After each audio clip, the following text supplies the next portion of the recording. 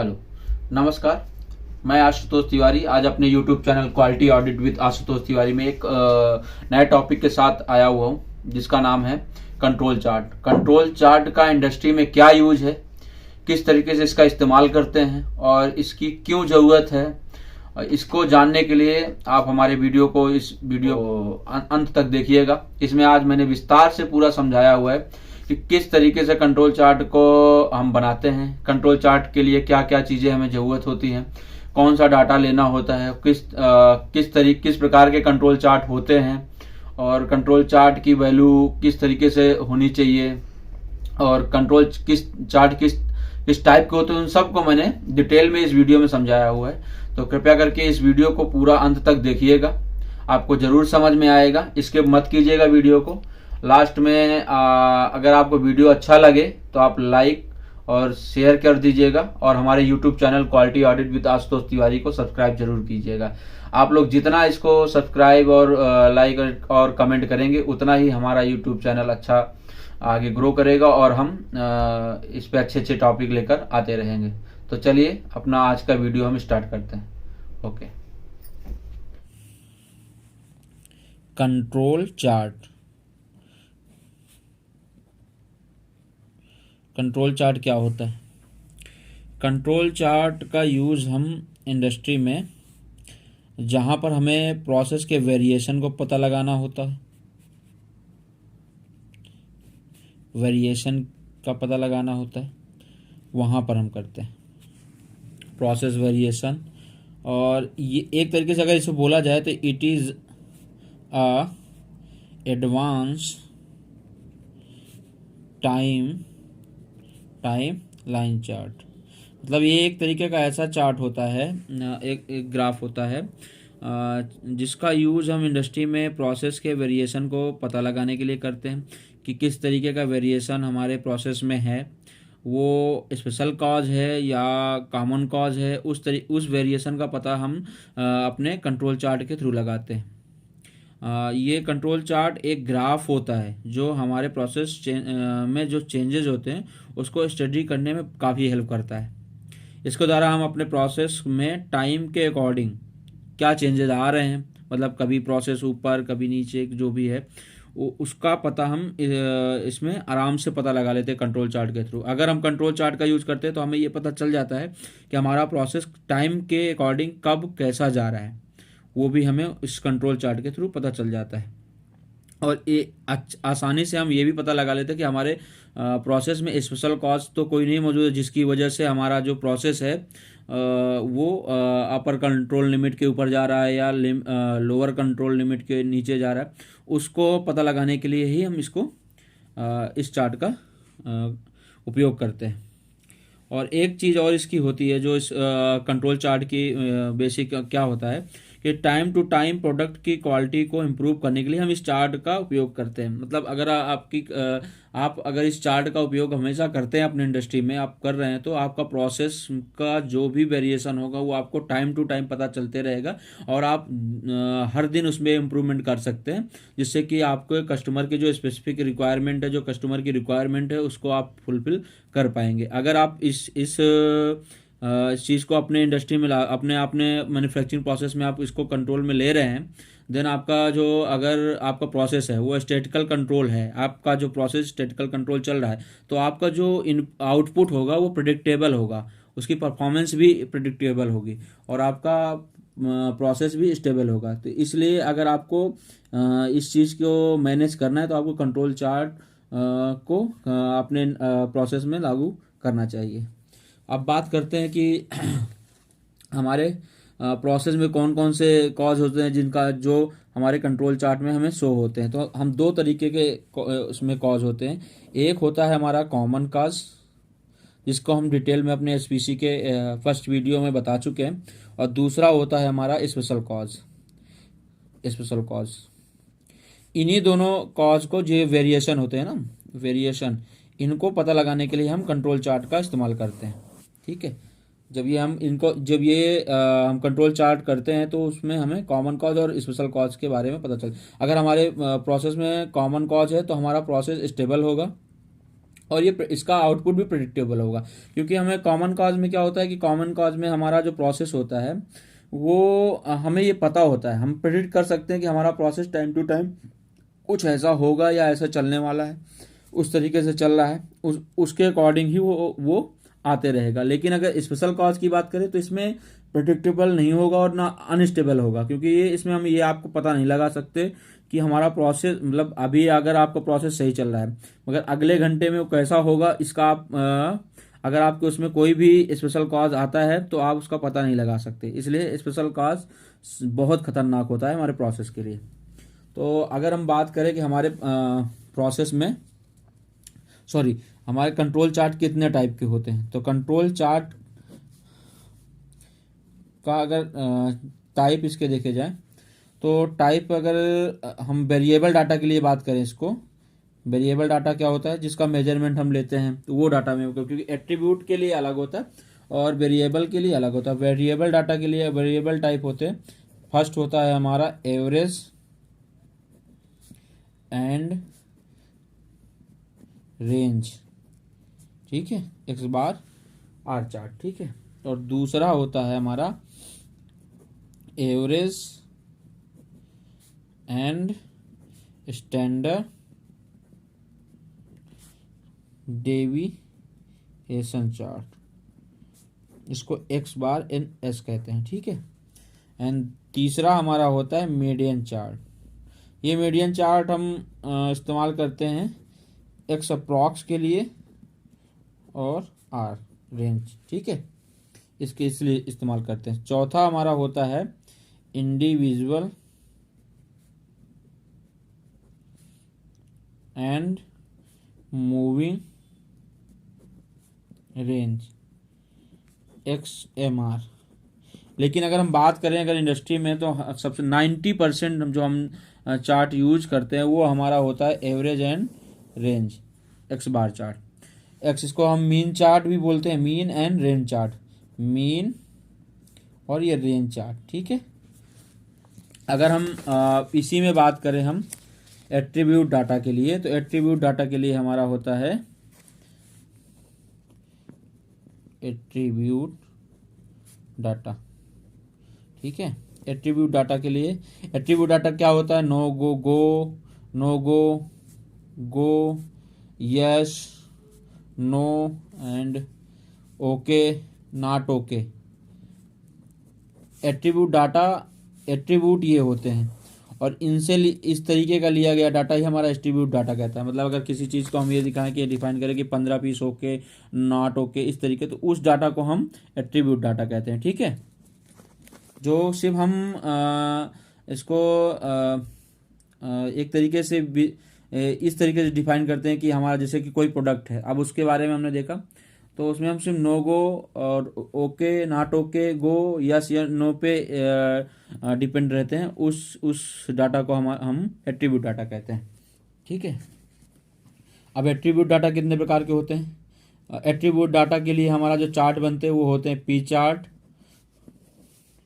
NP chart और तीसरा होता है सी चार्ट और चौथा होता है you chart, you chart.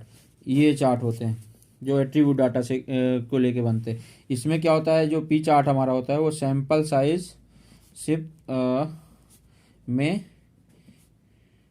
No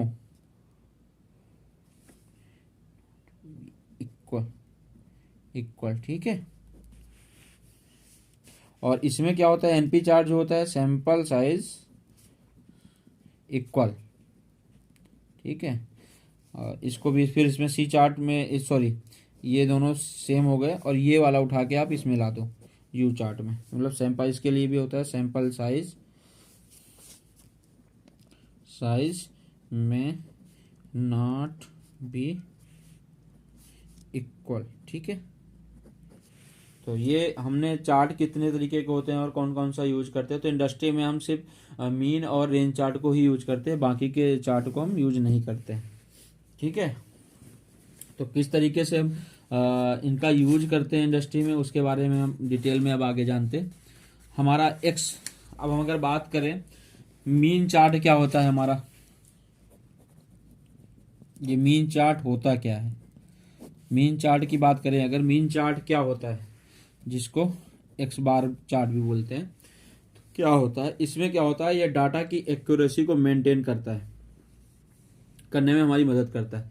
मतलब अगर हमारा प्रोसेस जो है, जो भी है उसकी डाटा को हम कलेक्शन करते हैं, तो उसमें जो एक्यूरेसी होती है उसको मेंटेन करने का काम करता है। एक्यूरेसी का मतलब ये होता है कि हमारे डाटा की जो टारगेट वैल्यू है, जो टारगेट वैल्यू उसके लगभग क्लोज वैल्यू को बनाए रखने में हमारी मदद करता है। मतलब कि अगर हमारी टारगेट वैल्यू ये है तो इसके आसपास क्लोज वैल्यू को बनाए रखने में मदद करता है। तो ये काम होता है हमारे मीन चार्ट का, ठीक है। और दूसरा हमारा होता है रेंज चार्ट। रेंज चार्ट का काम क्या होता है।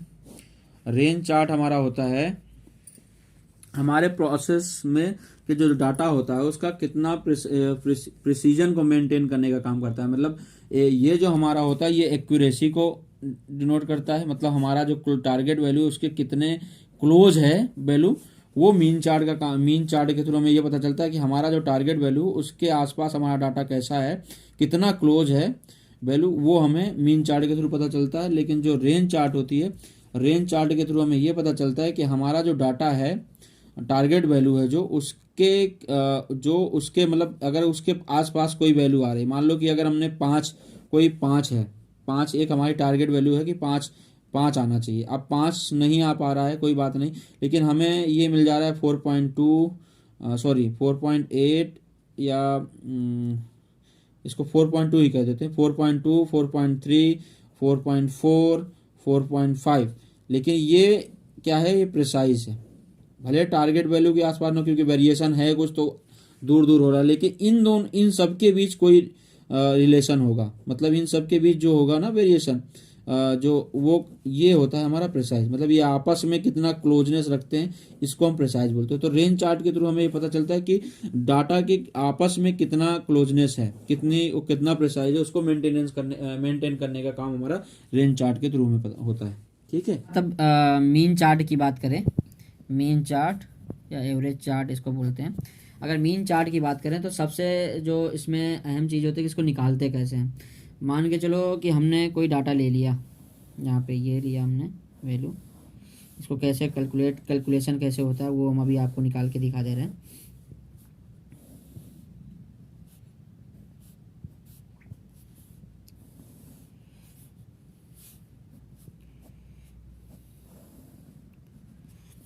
ये हमारा सैंपल के लिए हो गया 1 2 3 4 5, ठीक है। और ये हमारा डेज का डाटा हो गया कितना, डे 1 या डे 2 या डे 3, ठीक है। और ये हमारा एक्स बार हो गया और एक्स डबल बार हो गया, ठीक है। कैसे निकालते हैं इसका बारे में हम बात करते हैं अब। तो मान लो कि कोई हमारी टारगेट वैल्यू हमने ले रखी है 9, ठीक है। ये 9.2 हो गया, ये 9.11 हो गया, और ये 9.3 हो गया, या 9.15 हो गया, 1 हो गया, ठीक है। इसको ले लेते हैं। इसी तरीके हम दूसरा सैंपल में ले लेते हैं 9.1, 9.2, 9.3, ठीक है, सॉरी 9.3, ठीक है। 9.3, 9.2, 9.5, 9.2, 9.1, 9.3, ठीक है।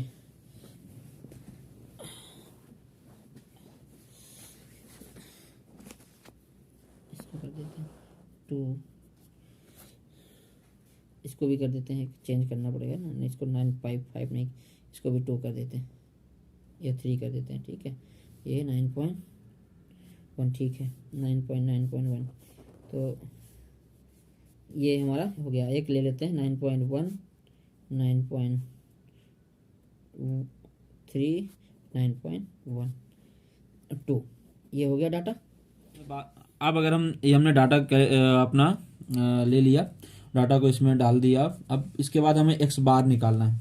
तो एक्स बार क्या होता है हमारा, इन तीनों का एवरेज, ठीक है।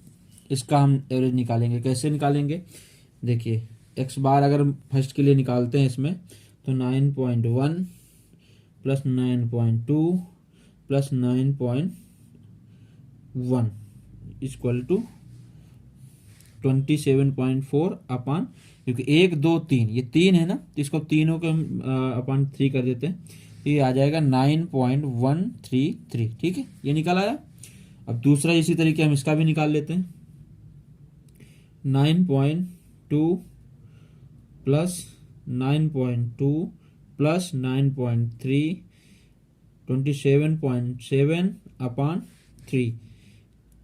एवरेज निकालना आता है, तीनों का आप ऐड कर लो, उसके बाद कितने हैं 1 2 3 डिवाइड बाई 3 करके इससे इस तरीके से हम इसका एवरेज निकाल लेते हैं। तो ये आया जाके 9.233। ठीक है, अब आता है तीसरे का भी इसी तरीके निकाल लेते हैं। 9.3 प्लस 9.2 प्लस 9.3। ठीक है, उसी तरीके प्रोसेस हम करेंगे। अब डिवाइड बाई 3 इक्वल टू 9.266। ठीक है, 3 डिजिट तक लेते हैं इसको। इसी तरीके फिर हम चौथे की बात करते हैं। 9.2 plus 9.1 plus 9.3 divide by 3 equal to 9.2। ठीक है, 20 9.1 प्लस 9.3 प्लस 9.2 या डिवाइड बाई 3 इक्वल टू, ये भी 9.2 ही आया। ठीक है, अब हमको जब x डबल बार निकालना है, x डबल बार निकालना है, जो कि हमारा कंट्रोल लिमिट होता है, इसको हम कंट्रोल लिमिट भी बोलते हैं, कंट्रोल लिमिट। ठीक है, ये इसमें से जो निकल के आएगा वो कंट्रोल लिमिट होगा इक्वल टू CL। ठीक है, तो अब अगर इसको हमें निकालना है तो क्या करना है हमें, 1 2 3 4 5 पाँचों डाटा हमको ले लेना है यहाँ पे। तो क्या है, लिखते हैं 9.133 plus 9.233 plus 9.66 plus 9.20 plus 9.20 divide by कितने हैं 1 2 3 4 5, तो 5 से इसको हम वैसे कर देंगे। ठीक है, तो 9.133 plus 9.233 plus 9.266 plus 9.20 plus 9.20 equal to 46.032 upon 5 divide by 5 करेंगे तो आएगा जाके 9.264। अब हमारा ये x बार निकल आया। ठीक है, जो हमारा कंट्रोल लिमिट है CL है वो हमको मिल गई, CL की वैल्यू निकल गई। अब हम बात करें तो जब एवरेज चार्ट के लिए हम बात करते हैं तो UCLX अपर कंट्रोल लिमिट कैसे निकालेंगे। ठीक है, उसका फार्मूला होता है हमारा x डबल बार प्लस A2 R बार। ठीक है, अब R बार क्या होता है, R बार हम निकालेंगे कैसे, इसमें रेंज निकालने के लिए हम रेंज निकालते हैं यहाँ पे, इसका फार्मूला यहाँ पे, सॉरी इसको हम रेंज भी कैलकुलेट कर लेते हैं, इसको हम रेंज बोलते हैं। तो यहाँ रेंज भी कैलकुलेटर, रेंज कैसे निकलती है, रेंज निकालने के लिए हमें क्या होगा, इसका मैक्सिमम माइनस मिनिमम, मतलब आपकी मैक्सिमम वैल्यू क्या है इसमें 9.2 है और सबसे मिनिमम क्या है 9.1 है, तो 9.1 कर दोगे तो कितना आया 0.1 की आ गई। ठीक है, अब इसी तरीके तीसरे वाले का कर लेते हैं। मैक्सिमम क्या है 9.3 और इसकी मिनिमम क्या है 9. इसमें 9.2, तो 9.2 इसमें भी 0.1 की आ गई। ठीक है, तो हमें लग रहा है ये सभी का सेम ही है 0.1 0.1 0.1। ठीक है, तो ये हमें निकल के आ गया, डाटा मिल गया। तो अगर हम इसका R बार निकालेंगे तो 0.1 plus 0.1 plus 0.1 plus 0.1 plus 0.1 divide by 5, तो ये 0.1 ही आएगा जाके। ठीक है, तो 0. हम इसका R बार निकालने के लिए हमने बताया ना, इन सब का पाँचों का कैलकुलेशन डिवाइड बाई 5, जितने 5 है 5, तो जितने भी एवरेज ऑफ, इसको एक तरीके से ये भी कह सकते हो एवरेज ऑफ रेंज। ठीक है, R बार, तो इसको यहाँ से निकाल लेते हैं। x डबल बार हमने क्या निकाला 46.032 प्लस A2 हमारा, जब भी हम बात करते हैं अगर 5 सैंपल की बात करते हैं, जो हमने ये 5 सैंपल ले रखे हैं ना ये वाले, अगर इन 5 सैंपल की बात, जब 5 सैंपल की बात होती है तो 5 सैंपल के लिए हमारा एक कांस्टेंट होता है, इसकी वैल्यू कांस्टेंट होती है, वो होती है 1.02 इंटू आर बार, हमारा 0.1 निकला। तो कैलकुलेशन कर लेते हैं। 46 नहीं, ये 46 नहीं है, ये 9.26 रखेंगे ना, इसकी वैल्यू 9.2642, तो 9.264 ये हो गया। तो 1.02 पूरे 0.1, तो ये हो गया 9.2064 प्लस 0.102, तो ये टोटल वैल्यू कितनी आ गई जाके निकल के, प्लस 9.2064 इक्वल टू 9.3084। इसको हम एक तरीके से लिख सकते हैं 9.31 तक लिख सकते हैं, ठीक है। तो ये हमने लिख दिया इसको, ये हमारी 9.31 आ गई। लोअर कंट्रोल लिमिट वो इसके लिए होता है x डबल बार माइनस A2 R बार, ठीक है। तो x डबल बार हमारा क्या है 9.2064 और ये माइनस कर देंगे 0.102, ठीक है। तो इसमें से अगर माइनस करेंगे 9.2064 माइनस 0.102, तो ये आएगा जाके 9.1044, मतलब 9.10 इसको लेके चलेंगे, ठीक है। तो हमारा लोअर कंट्रोल लिमिट की वैल्यू भी हमारी निकल के आ गई। तो अब इसको हम ग्राफ के थ्रू देख लेते हैं। तो हम ग्राफ, जब भी इसका ग्राफ बनेगा, आप एक्सेल के थ्रू भी बना सकते हो, ऐसे मैं बता देता हूँ प्रैक्टिकली कैसे क्या होता है। तो आप ग्राफ बनाने के लिए क्या करोगे, एक ये हो गया, हमने एक ग्राफ ले लिया, ये होता है हमारा, जो इसकी बात हम करते हैं जब, तो ये हमारी क्वालिटी स्टैंडर्ड होते हैं जो, एक मिनट,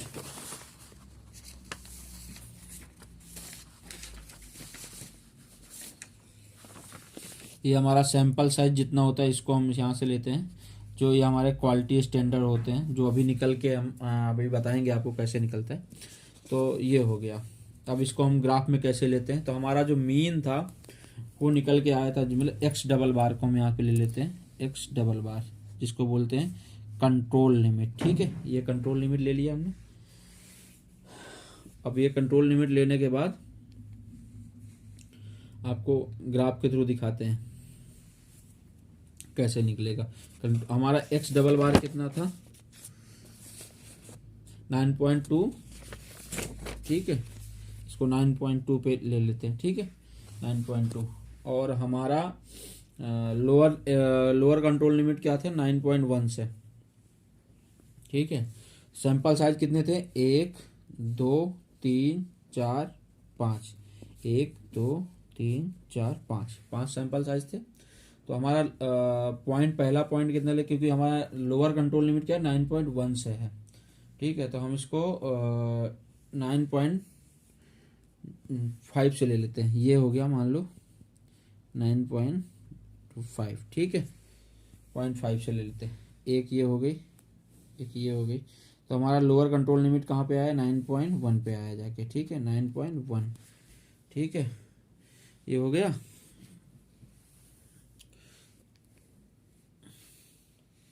तो हमारे जो लोअर कंट्रोल लिमिट की वैल्यू आई जाके 9.1। तो अब हम यहाँ पे फिगर में इसको कैसे कंट्रोल चार्ट कैसे बनाते हैं वो देख लेते हैं। ये हमारा 9 हो गया, मैंने लिया इसलिए क्योंकि कंट्रोल लिमिट की, लोअर कंट्रोल लिमिट की वैल्यू है 9.1। तो ये हमारा से एक यहाँ से हमने ग्राफ इसको खींच दिया ऐसे, ये हमारा हो गया LCLX, ठीक है। अब हमारा अपर कंट्रोल लिमिट की वैल्यू क्या आई थी वो हम आपको दिखा देते हैं कि हमारी अपर कंट्रोल लिमिट की वैल्यू 9.3 आई थी, ठीक है, 31। तो इसको हम ले लेते हैं 9.31, ऊपर हमने ले लिया, ये यहाँ पे ही ले लेता हूँ 9.31, ठीक है।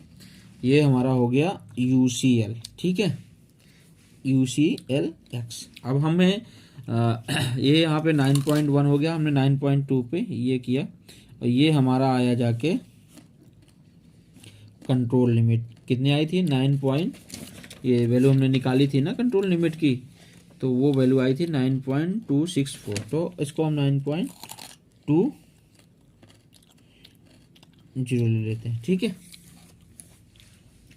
अब इसके ऊपर हम बात कर लेते हैं 9 यहाँ पर की, इसको 9.25 और ये हो गई, और ये हमारी एक लाइन और इसको यहाँ से निकाल देते हैं, ठीक है। तो अब हमारी अपर कंट्रोल लिमिट क्या है, UCLX 9.31, लोअर कंट्रोल लिमिट हमारा क्या है 9.10, ठीक है। ये हो गया, में आ गई। तो अब ये हो गया, अब इसमें प्लॉट कैसे हम अपना ये ग्राफ कैसे प्लॉट करेंगे, तो उसके लिए हम आपको दिखा देते हैं। पहले हमने जब निकाला था एक्स बार की सैंपल 1 में एक्स बार की वैल्यू क्या है 9.133। अब इसमें फिगर में आप देखो सैंपल 1, ये सैंपल 1 हो गया हमारा सैंपल साइज, क्योंकि ये जो होता है हमारा सैंपल के लिए होता है, सैंपल कितने हैं उसके सैंपल साइज को दिखाता है, ठीक है। तो ये सैंपल 1 2 3 4 5 6 ये दे रखा है, और ये हमारा क्वालिटी स्केल होती है, जो हमारी वैल्यू आई होती है उसके हिसाब से हम क्वालिटी स्केल को अपना दिखाते हैं, ठीक है। तो इसमें कैसे ग्राफ कैसे प्लॉट करेंगे उसको देखते हैं। तो हमारा जो पहला सैंपल के लिए हमारी जो एक्स बार की वैल्यू आई थी वो 9.13 है। तो 9.13 कहाँ पर होगी, करीब यहाँ पर हम इसको दिखाते हैं, ठीक है। ये होगा, ठीक है, ये हो गया। अब उसके बाद सैंपल 2 के लिए हमारी उसकी वैल्यू कितनी थी 9.23। तो ये वैल्यू कहीं यहाँ पर होगी, ठीक है, इस जगह पर, ठीक है। 9.23 और उसके बाद फिर सैंपल 3 के लिए क्या था 9.26। तो 9.26 यहाँ पे आएगा इस जगह पर, ठीक है, 9.26 हो गया। और सैंपल 4 के लिए क्या था 9.2, तो 9.2 यहाँ पर, ठीक है, सॉरी यहाँ पर, इसके लिए यहाँ पर दिखा देते हैं इसको, ठीक है। और 5 के लिए कहाँ पर था, 5 के लिए भी हमारा 9.2 पे ही था, ठीक है। तो ये ग्राफ कुछ ऐसा जाएगा, यहाँ से चलेगा ये और ऐसे आके यहाँ पर आके कुछ ऐसा हो जाएगा, ठीक है, कुछ ऐसा ग्राफ। तो ये इस तरीके से हम अपने एक्स बार चार्ट जिसको बोलते हैं, या मीन चार्ट या एवरेज चार्ट, उसमें कुछ इस तरीके से दिखाता है। मतलब हमें ये अब शो हो रहा है कि जो हमारा प्रोडक्ट है वो लोअर कंट्रोल लिमिट और अपर कंट्रोल लिमिट के अंदर में है, ये बाहर नहीं जा रहा है। इसका मतलब कोई भी स्पेशल कॉज इसमें अवेलेबल नहीं है। और एक चीज़ और इसमें पता चलती है कि हमारे जब इसमें स्पेशल कॉज नहीं है, इसका मतलब हमारा प्रोसेस स्टेबल है और हमारा प्रोसेस जो रनिंग कर रहा है वो बहुत अच्छे से रन कर रहा है, और ये प्रिडिक्टेबल है कि आगे इसकी वैल्यू कैसी होगी, ठीक है। ओके, अब बात करते हैं चार्ट हमारा जब हमें प्लॉट करना होगा। तो सबसे पहले हमने क्या निकाला है, आर बार भी निकाल लिया है और आर की वैल्यू भी निकाल ली है, ठीक है। तो इसके लिए कैलकुलेशन हमें करनी होती है। रेंज चार्ट के लिए हमें जो वैल्यू निकालनी होती है वो होती है, एक तो हमें निकालना होता है UCLR upper control limit for range chart, ठीक है। इसका फार्मूला क्या होता है D4 इंटू आर बार, ठीक है। और लोअर कंट्रोल लिमिट जो होती है आर की, उसका फार्मूला होता है D3 इंटू आर बार। अब इसको कैलकुलेशन कैसे करते हैं वो भी दिखा देते हैं आपको, क्योंकि D4 की वैल्यू हमारी सैंपल साइज के मतलब 5 के लिए 2.57 ये कांस्टेंट होती है, ठीक है। और हमारा D3 की वैल्यू 0 होती है, अगर 5 सैंपल की बात करें तो 0 ली जाती है हमेशा। तो ये हम आपको एक आगे की वीडियो एक इस पर बनाएंगे, तो उस पर आपको बता देंगे कि कहाँ से आती है, क्यों होती है। तो उस पर कैलकुलेशन अभी के लिए ये जान लेते हैं कि हमारा ये वैल्यू कांस्टेंट होती है, इनको यहीं से लेते हैं, ठीक है। तो अब हमारा D4 की वैल्यू क्या है 2.57, और हमारी आर की वैल्यू क्या आई थी, आर एवरेज जो हमने निकाला था वो हमारा निकल के आया था 0.1। तो 0.1 इसको कर देते हैं, 0.1 करेंगे तो 0. अब इसका कैलकुलेशन कर लेते हैं। कैलकुलेशन कैसे करेंगे उसके लिए हम आपको बता रहे हैं। अब 2.57 इंटू 0.1 ये निकल के आया 0.257, ठीक है। ये हमारा ये अपर कंट्रोल लिमिट आर की रेंज निकल के आ गई, ठीक है। लोअर कंट्रोल लिमिट तो अगर हमारा D3 इसको 0 रख देंगे तो D3 मतलब 0 इंटू R 0.1, इसको 0.1 कर लें तो 0 ही हो जाएगा। ठीक है, तो लोअर कंट्रोल लिमिट हमेशा 0 रहेगी। तो अब इसको निकालते कैसे हैं, ग्राफ कैसे इसका बनेगा वो आप देख लीजिए एक बार। ये हमारा ग्राफ कैसा इसका बनेगा, ये हमारा सैंपल का साइज हो गया और ये सैंपल साइज हो गया और ये हमारे क्वालिटी स्केल हो गई। क्वालिटी स्केल अब ले लेते हैं क्योंकि LCL तो हमारा नीचे ही आ गया क्योंकि ये 0 है, तो ये हमारी 0 की लाइन हो गई ना। तो इसको कैसे बनाएंगे वो देख लेते हैं। 2 3 4 5, 1 2 3 4 ये 5। ठीक है, अब कैसे बनेगा, हमारी अपर कंट्रोल लिमिट क्या है, R रेंज क्या है हमारी आई है 0.1। तो हम इसको 0.1 पे अगर हम देखेंगे तो ले लेते हैं कि हमारी रेंज जो है ये है। ठीक है,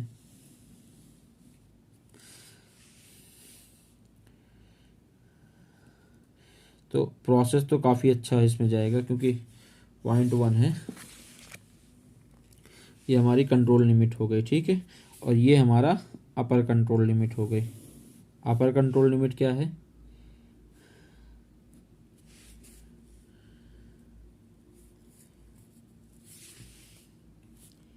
UCLX क्या निकल के आया था 2.57। ठीक, ये हमारा निकल के आया था।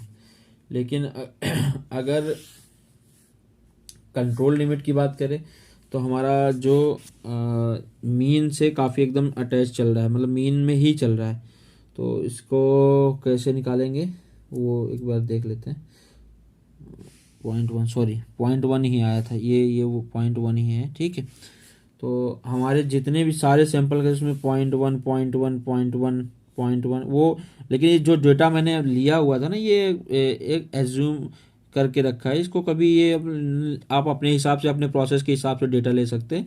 ज़रूरी नहीं है कि हमने जो डेटा लिया वही हो, उसके हिसाब से मैं बता रहा हूँ। मैंने एक जो ले रखा है उसके हिसाब से बता दिया कैसे कैसे उसमें ले रखा है, तो उसके हिसाब से बता रहा हूँ। बाकी आप अपने हिसाब से जो आपका प्रोसेस चेक करोगे उसमें जो डेटा आएगा उसके हिसाब से प्लॉट आप बनाओगे। ठीक है, ग्राफ आप उसके हिसाब से बनाओगे, मेरे इस डाटा के हिसाब से नहीं बनाओगे। तो आप देख लो, देखना कैसे करना है वो मैं इसमें बता दे रहा हूँ। 0.1 सैंपल 1 के लिए आपकी 0.1 की वैल्यू हो गई। ठीक है, 0.1 पे ये भी 0.1 पे 0.1 पे 0.1 पे 0.1 पे 0.1। तो मतलब ग्राफ हमारा ये इसी अंदर इसी के साथ चल रहा है। प्रोसेस हमारा स्टेबल है। ठीक है, कंट्रोल लिमिट के अंदर है, स्टेबल है। तो सब बहुत अच्छा है, ये हम इससे पता चल जा रहा है हमारा।